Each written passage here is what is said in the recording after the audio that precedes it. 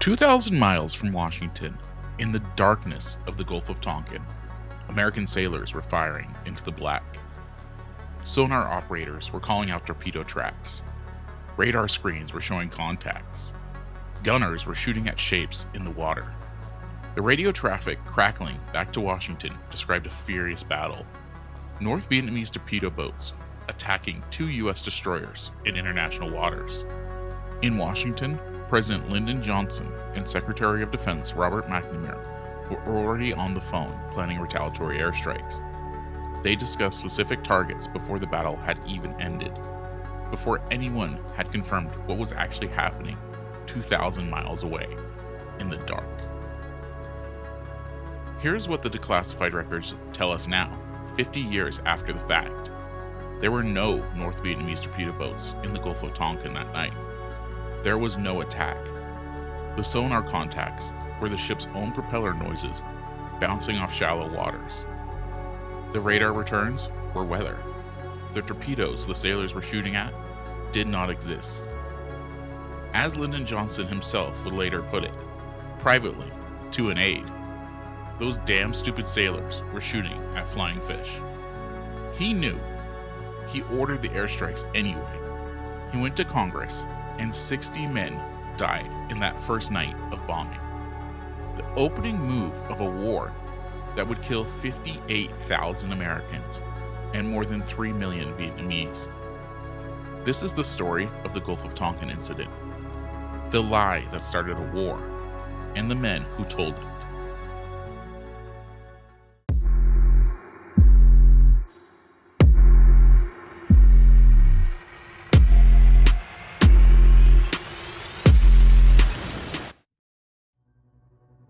To understand what happened on August 4th, you have to understand what was happening in the weeks before it.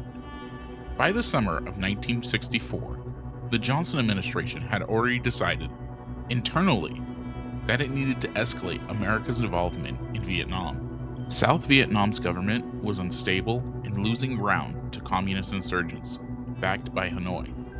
Johnson and his advisors believed that only direct American military pressure on North Vietnam could turn the tide. The problem was Congress and the American public. Neither had been asked, and neither was clearly ready for another war. What the administration needed was an incident. Something that would look like unprovoked aggression from Hanoi. Something that would justify going to Congress with a resolution broad enough to authorize whatever military action the president decided to take, without the inconvenience of a formal declaration of war. O-Plan 34A was a classified covert program approved by Johnson in February 1964, authorizing a campaign of raids, sabotage, and intelligence gathering against North Vietnam. South Vietnamese commandos, trained and directed by the American Special Operations Command, would conduct nighttime raids on North Vietnamese coastal installations, shelling islands, blowing up infrastructure, probing radar sites. The USS Maddox was operating in the same waters as these raids, under a separate classified mission called a DeSoto Patrol, sailing close to the North Vietnamese coast to intercept radar signals and monitor military communications. The two operations were designed to work together. The raids would activate North Vietnamese radar and communication networks. The Maddox would record them. The Johnson administration publicly maintained that the Maddox was on a routine patrol with no connection to the raids. Johnson himself told Congress exactly that. It was false. McNamara knew it was false when he said it. The phone taps from the Johnson Library, declassified in the late 1990s, made this clear. Johnson and McNamara discussed the connection between the Maddox mission and the coastal raids explicitly from the very beginning. From Hanoi's perspective, an American destroyer was prowling their territorial waters. The Maddox was sailing within waters North Vietnam claimed as its own. Though the U.S. did not recognize the claim, while South Vietnamese commandos, backed by Americans, were simultaneously attacking their islands. What happened next was, at least in part, a response to that. On the afternoon of August 2nd, 3 North Vietnamese torpedo boats came at the USS Maddox in broad daylight. It was a real engagement. The North Vietnamese fired torpedoes, all missed, and strafed the Maddox with machine gun fire, leaving 1 bullet hole in the ship. American aircraft from nearby carriers joined the fight. 2 of the North Vietnamese boats were heavily damaged, and a 3rd was crippled. The Maddox was essentially unharmed. Captain John Hendrick, commander of the Maddox, sent his battle report and recommended the patrol be suspended. He understood that the North Vietnamese had almost certainly connected his ship to the O-Plan 34A raids on their islands. He told Washington as much. Washington did not suspend the patrols. It sent the Maddox back in, this time with a 2nd destroyer, the USS Turner Joy, and continued the O-Plan 34A raids that very night. On the night of August 3rd into August 4th, South Vietnamese commandos raided 2 North Vietnamese coastal installations. Hours later, in the early morning darkness of August 4th, the Maddox and Turner Joy reported they were under attack. The conditions on August 4th were everything that produced false contacts. Overcast skies with no moon, 0 visibility on the water, rough seas churning up interference, freak weather causing radio anomalies, 2 ships that had been at battle stations on high alert for hours, crews who had been in real firefights 2 days earlier and were primed to expect another one. The sonar operator on the Maddox began reporting torpedo contacts, more than 20 over the course of the night. The ship maneuvered, fired, reported more contacts, fired again. For nearly 3 hours, American sailors shot into the dark at an enemy that was not there. Captain Hendrick knew something was wrong almost immediately. At 2:48 in the morning, he sent a cable to Washington that should have stopped everything. Entire action leaves many doubts, he wrote. Except for apparent ambush at beginning, suggests thorough reconnaissance in daylight by aircraft. That cable reached Washington. McNamara received it. He did not show it to Johnson. Instead, McNamara told the president that the attack had been confirmed. He went to the Pentagon, told senior military commanders that the attack was real, and ordered retaliatory strikes. When Admiral U.S. Grant Sharp, commanding Pacific forces from Hawaii, tried to push back and ask for confirmation, McNamara pushed ahead. Even the man on the boat was saying wait. McNamara said go. What the NSA's own signal intelligence showed, what the NSA historian Robert Hanyog would later confirm in a classified study that sat buried for decades, was this. During the real August 2nd attack, the listening post had picked up a torrent of North Vietnamese communications, radio traffic between the torpedo boats, between the boats and Hanoi, between regional naval stations, the electric signature of a real military operation. On the night of August 4th, there was nothing. No communication between vessels, no orders from Hanoi, no radio traffic at all that could be associated with an attack. The absence of the signals was, by itself, proof that no attack had occurred. The North Vietnamese simply were not there. Hanyok's study also found something worse than an error. He found that intelligence had been deliberately selected and distorted, that reports consistent with no attack were set aside, while handfuls of reports that could be read as supporting an attack were forwarded to decision makers. It was not a case of fog of war producing honest confusion. It was, in Hanyok's words, a case of making intelligence fit the conclusion. Inside the NSA itself, analysts had doubts from the beginning, but those doubts did not travel upwards. What traveled upwards was the vision McNamara needed. On the evening of August 4th, while the sun was still up in Washington, while the battle Captain Hendrick was already doubting was still theoretically going on, President Johnson went on national television. He told the American people that the U.S. destroyers on routine patrol in international waters had been targets of unprovoked aggression by North Vietnam. Not once, twice, and that he had ordered retaliatory airstrikes against North Vietnamese naval bases.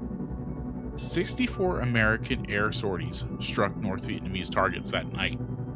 2 American aircraft were shot down. 1 pilot was killed. Another, Everett Alvarez Jr., was captured. He would spend the next 8.5 years as a prisoner of war. He was the first American POW of the Vietnam War. He was captured in retaliation for an attack that did not happen. 2 days later, Johnson sent the Gulf of Tonkin Resolution to Congress. It authorized the president to take all necessary measures to repel any armed attack against U.S. forces and to prevent any further aggression in Southeast Asia. It had no time limit, no geographical limit, no requirement to return to Congress before escalating. Senators Wayne Morris of Oregon and Ernest Gruing of Alaska voted against it. Morris told his colleagues plainly, "I believe that history will record what we have made as a grave mistake in subverting and circumventing the Constitution of the United States." The House voted 416 to 0. The Senate voted 88 to 2. Johnson signed it into law on August 10th. He called it like Grandma's nightshirt. It covered everything. It covered everything.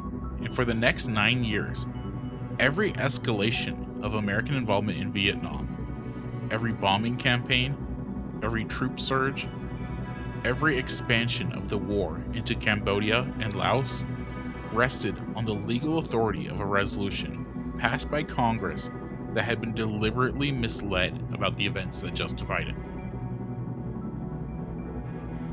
The doubts did not stay buried forever.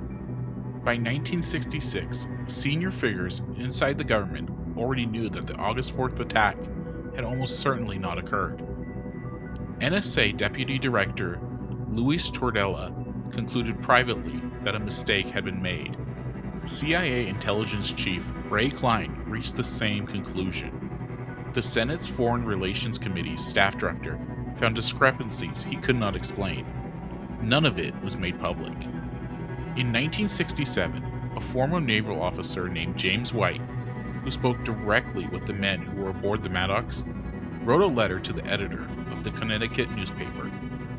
He stated plainly, "I maintain that President Johnson, Secretary McNamara, and the Joint Chiefs of Staff gave false information to Congress in their report about the U.S. destroyers being attacked in the Gulf of Tonkin." The government did not respond. The war continued. The Pentagon Papers, leaked by David Ellsberg in 1971, revealed the existence of O-Plan 34A and the connection between the covert raids and the Maddox patrols. The connection McNamara had specifically hidden from Congress. Johnson had lied about that too. In 1995, McNamara flew to Hanoi and sat across from the man who had commanded North Vietnamese military, General Voi Giap. McNamara asked him directly, "What happened on August 4th, 1964? Giap's answer was 2 words: absolutely nothing. He confirmed that no attack had taken place, that there had been no Vietnamese vessels in the Gulf of Tonkin that night, that the second attack was, in his words, imaginary. In 2003, McNamara said in a documentary film, The Fog of War, that there was no attack on August 4th. In 2005, the NSA declassified nearly 200 documents related to the incident, including Han Yuk's study confirming that the intelligence had been deliberately distorted. In 2007, the NSA official history of Vietnam concluded the same. The truth took 40 years to become official. The war it started was over in 30. 58,220 Americans died in Vietnam. Estimates of Vietnamese deaths, North and South, military and civilian, range from 2 to 3 million people. Exact counts are impossible. The scale is not. All of it, the troop deployments, the bombing campaigns, the draft, the protests, the trauma that shaped a generation, all of it rested on the legal foundation of a resolution passed by Congress that was told an attack happened on August 4th, 1964. An attack that the president knew was uncertain, that the Secretary of Defense knew was uncertain, that the commander on the ship was actively doubting in real time, that the NSA's own signal intelligence contradicted completely. Wayne Morse, one of the 2 senators who voted no, predicted on the Senate floor that the resolution would be remembered as one of the most shameful moments in American legislative history. He was right. It was repealed in 1970. By then, the war it had authorized had already consumed more than 30,000 American lives. The Gulf of Tonkin Resolution is the clearest example in American history of what happens when a government uses a manufactured crisis to bypass the democratic constraints of going to war. It was not the only example, but it is the one that killed the most people. And for a long time, almost no one knew.